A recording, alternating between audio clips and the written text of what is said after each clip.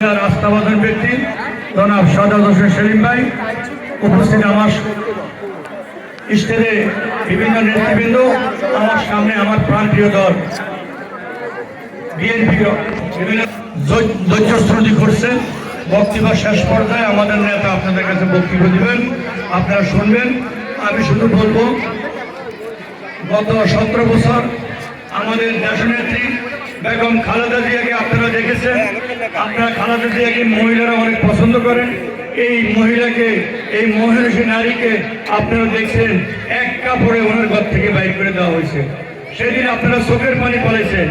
এই নারী, মহিষী নারীকে আবার যখন মিথ্যা মামলা দিয়া যেই টাকার কথা বলা হয়েছে, সে টাকা 6 গুণ 10 গুণ 20 গুণ হয়েছে।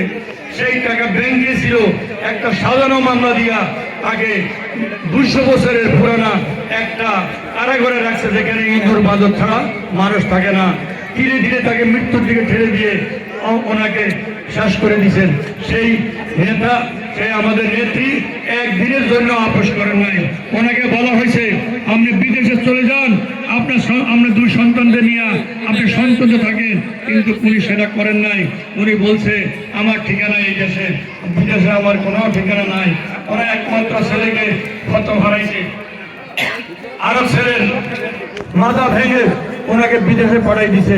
উনি নাতি নাতকুর সন্তানের মুখ দেখতে পারেনি 18 বছর, কয়দিন পরে যাও দেখছে, কিন্তু উনি মৃত্যুর স্বাদ গ্রহণ করে দুনিয়াতে চলে গেছে। এরকম কষ্ট আমার মনে হয় বাংলাদেশে জিয়া পরিবারবাসী আর কারো হয় নাই। কিন্তু আমরা সবাই কষ্ট করছি। আমাদের নেতা কর্মীরা এই আন্দোলন করতে যাই, গুম করছে, খুন করছে, বিভিন্নভাবে অত্যাচারিত করছে। আমাদের ছেলেরা, আমাদের ভাইয়েরা ঘরে ঘুমাইতে পারে নাই, ঈদ করতে পারে নাই, সন্তানের আদর দিতে পারে নাই, বাপের সাথে মায়ের সাথে ঈদ করতে পারে না। বাগানে শুয়েছে, ইরি ক্ষেতের মধ্যে মুসির টাঙ্গায় শুয়েছে, কবরস্থানে শুয়েছে। তারপরে তারা বিএনপি ছাড়ি কেউ যায় নাই। এই বিএনপি শহীদ রাষ্ট্রপতি জিয়ার দল, এই বিএনপি খালেদা জিয়ার দল, বর্তমানে এই বিএনপি দেশ নায়ক তারেক রহমানের দল। ইনশাল্লাহ যুগ যুগ পরই এই বিএনপি আপনাদের মাঝে টিকে থাকবে ইনশাল্লাহ।